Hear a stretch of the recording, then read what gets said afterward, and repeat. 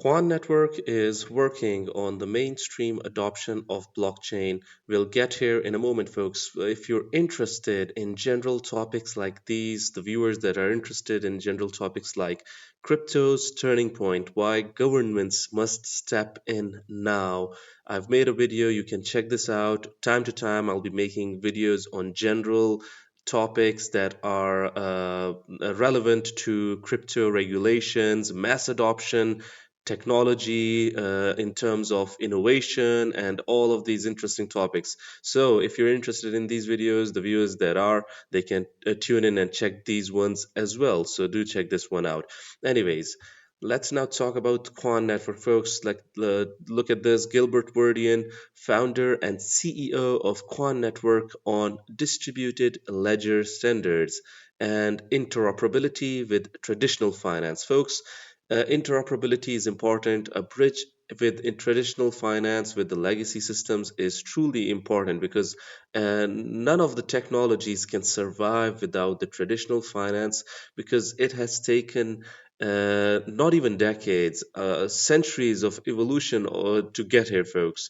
So, after so much financial evolution, we need a bridge to be a connecting point between both of these realms, and Quant Network is trying to play that role. Look at this. By having a standard, you'll get more mainstream adoption of blockchain. And you guys know what the standard is, folks. That is Quant Network. Let's check this out. They don't have a risk in terms of that company and the skills. If it's proprietary and no one else knows how to use it, then they're stuck. It gives them the ability to remove that vendor lock-in because the technology is compatible with other vendor versions, and it gives them the comfort of knowing in 2 or 3 years' time they can swap it out if they want to, if for whatever reason. So from a adoption perspective, by having a standard, you'll get more mainstream adoption of blockchain, and that's very important because no one wants to buy proprietary things. I mean, there was that challenge back in the 70s and 80s where people bought proprietary systems like mainframes and legacy things, from that era. And because they were proprietary, they got stuck with that technology, and it was very difficult and very expensive to move away from it. And that's what institutions and enterprise don't want to do again. So standards is a great way to solve that friction and that barrier for adoption, but it enables mainstream adoption of blockchain. So, the vision I have is blockchain will be everywhere. It'll be on every system, on every phone, on every computer, on networks, when you're doing a transaction, when you're doing something, a transfer, whatever you're working on, there'll be blockchain behind it, but you won't see it, and you don't need to see it. It'll be invisible to the end user, but because of standards, all of that transaction and the value is going to be powered by blockchain, which is the right way to do it. Well, thank you. Very, very interesting, this perspective from the commercial continuity that is providing ISO this consensus for a natural adoption as well. Very interesting, this part. And you made me think that one of the efforts that we are doing in LACnet, I don't have. Folks, mainstream adoption of blockchain will come soon.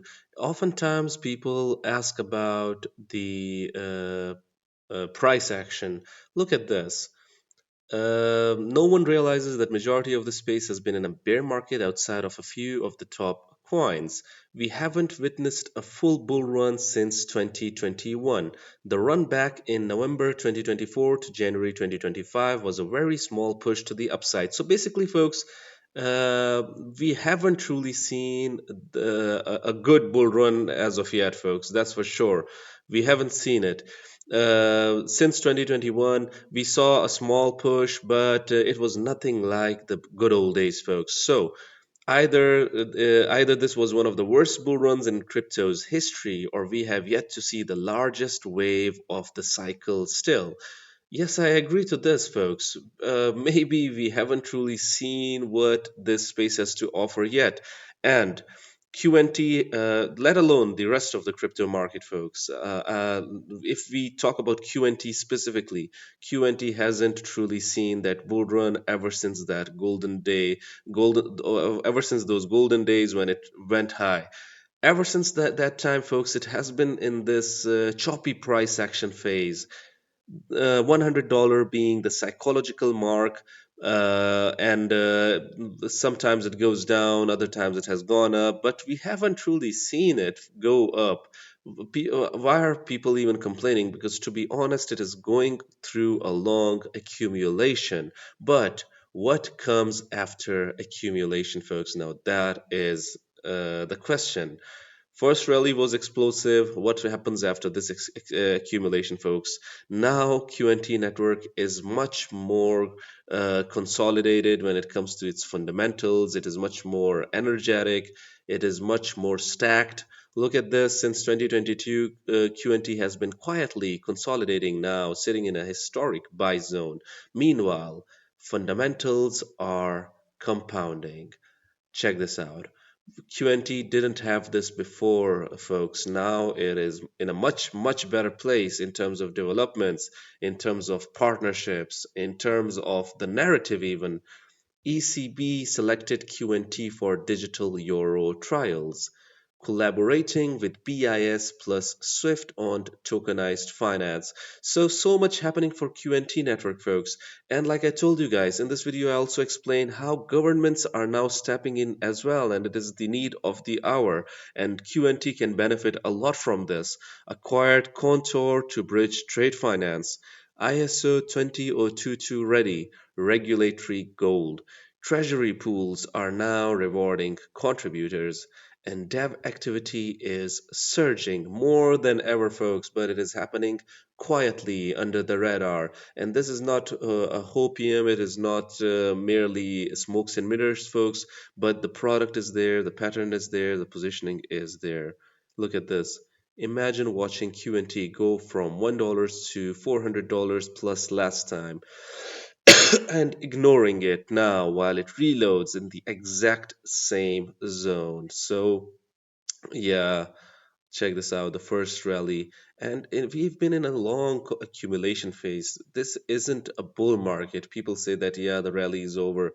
But even if it comes down over here to these levels, even after that, folks, we've seen BTC fall. It has fallen from 20,000 or 19,000 all the way down to 3,000, 4,000. So it happens. This is how this market works. You need to have a big heart, a heart of patience. I'm not saying that any project that falls will eventually go up, but there are some projects that have much more probability and potential, and QNT, in my opinion, is one of them due to the product, the partnerships, and what it is doing, folks. So this is what we're talking about. Look at this. You can feel the fatigue across CT. Everyone is exhausted. Nobody wants to hear fundamentals anymore. Nobody wants to hear fundamentals, anyways, folks. Whenever people talk about something, they talk about the price action. I've seen this human psychology. Basically, there are a handful of people who talk about fundamentals. They talk about how these technologies can bring about a change in this ecosystem. They want something to happen for the better. They want to change the world of finance. And we need something good, folks. We need something good for that to happen. And Quant Network is trying to provide that. Look at this. As like Nick said as well, people are questioning everything. Maybe it's over, maybe utility doesn't matter, but the math doesn't change, folks. And we're talking about Quant Network, a $1 billion project built for a $100 trillion infrastructure shift, folks. This is huge, and it doesn't get any bigger than this, that's for sure. Yeah. Awesome. And look at this. We talked about hbar and QNT a while back, but we talked about it, and now it is official. It is truly official, folks. Look at this. It is happening. BlackRock, Barclays, Archex, Citi, International, Euroclear, Franklin Templeton, one of the biggest financial firms in the world, folks. We're talking about trillions of dollars over here. Goldman Sachs, the money flow that has happened in back in the day in 2017 and 2021 bull run. In 2025, much more money is coming into the industry, much more than ever. We're talking about the London Stock Exchange group over here, and all of these are somehow interested in the DLT infrastructures. We're talking about Standard Chartered Bank, we're talking about Taurus, State Street, R3, a permissioned layer one, folks, in which so much is happening. And then in the midst of them all, we've got Quan Network, folks, Quan Network, and look at this. Hedera, the layer ones over here are Hedera as well. So the partnership, and we cannot call it the partnership, but the participants or a connection that is happening. We talked about it, it is happening and it is real.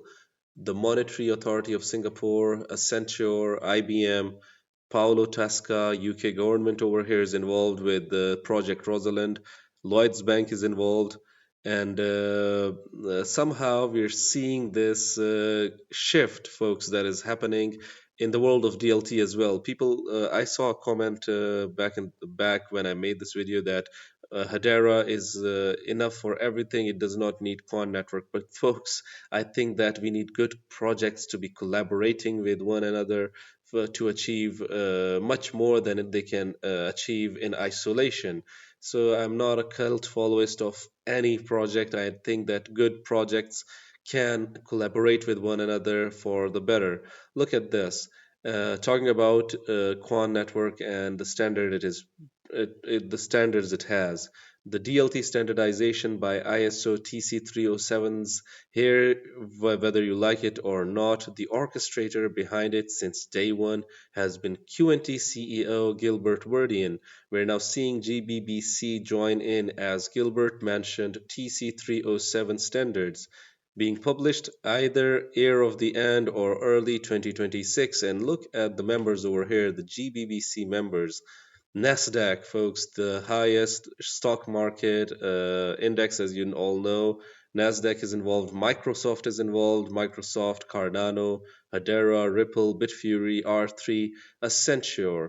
Additionally, over the past few years, we've seen GBBC become a behemoth of DLT consortium, and it is involved with these projects over here. It is involved with the world of DLT and how fundamentals and traditional finance can be linked with the blockchain world, folks.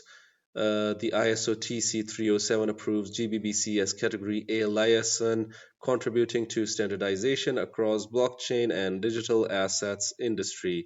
So, folks, what do you guys think about Quant Network being the blueprint of the change and mainstream adoption? I would really like your opinions. Do hit the comment box below and let the community know. Anyways, guys, this was it for the video. If you liked it, make sure to like, share, comment, subscribe, and hit the notification icon if you're interested in utility coins and potential gems in the world of finance, as well as topics like these, where we talk about general finance and general topics about crypto and finance in general. So you have to check it out as well. Until next time, stay blessed and stay tuned. Thank you very much, everyone.